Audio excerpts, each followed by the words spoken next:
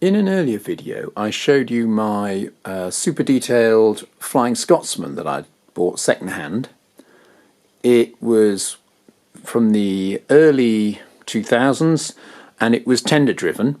When Hornby first put their production into China, one of the first sort of improved locomotives they brought out was the Flying Scotsman, or the A3 class. And although they described it as super detailed, what was really the only significant improvements on the previous model were, well, quite significant improvements: finer scale valve gear, a 5-pole motor in the tender, more pickups. In fact, that was the most significant improvement in my opinion, more pickups, but also some separately fitted handrails around the cab area and so on.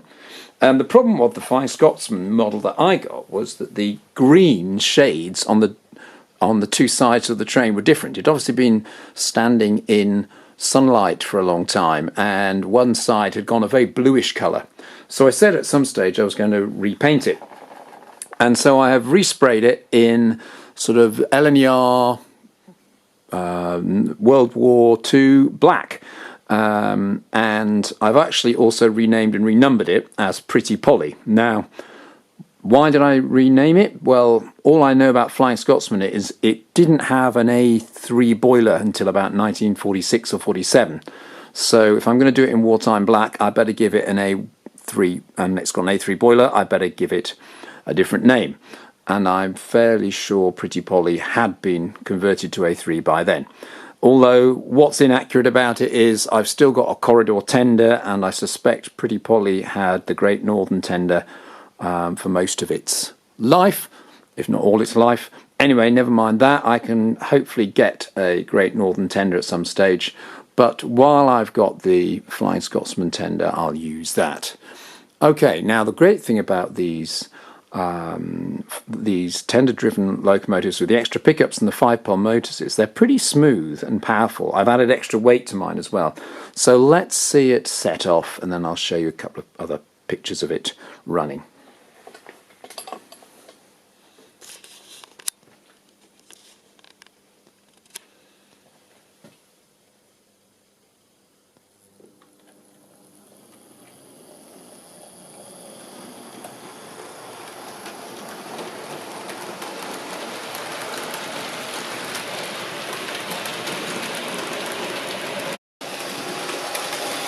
It's hauling a mixed rake of the earlier Hornby Gresleys and some Ian Kirk coaches that have been painted all in the teak livery.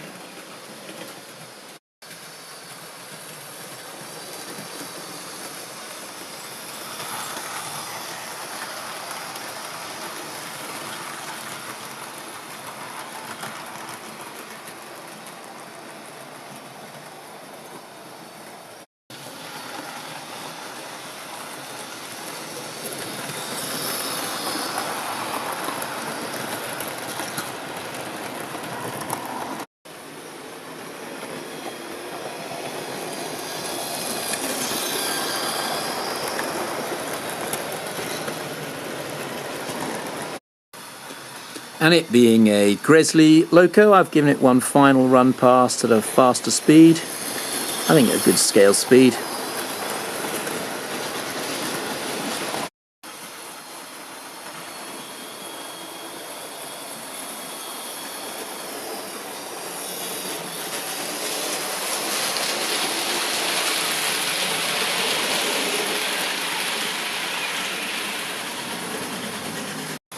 And finally, we'll bring it into a stop at the station.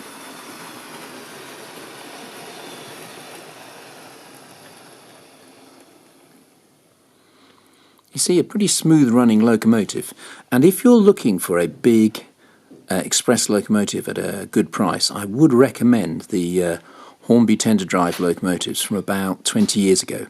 Early 2000s. They are much cheaper, obviously, than the loco drive model. They're not DCC ready, if that bothers you, but you can pick them up for very good value. And in fact, the best value is definitely the Flying Scotsman itself. If you get the A1 version that was made in loads of train sets from that era, you pick it up with 3 or 4 of the Gresley coaches, which you can repaint. You can make the teak colour more realistic, as I've shown in a previous video. And I would thoroughly recommend them.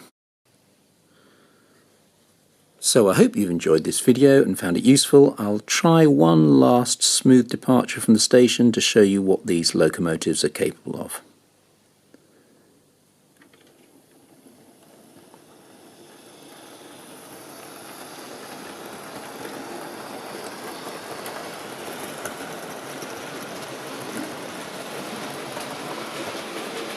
Bye for now.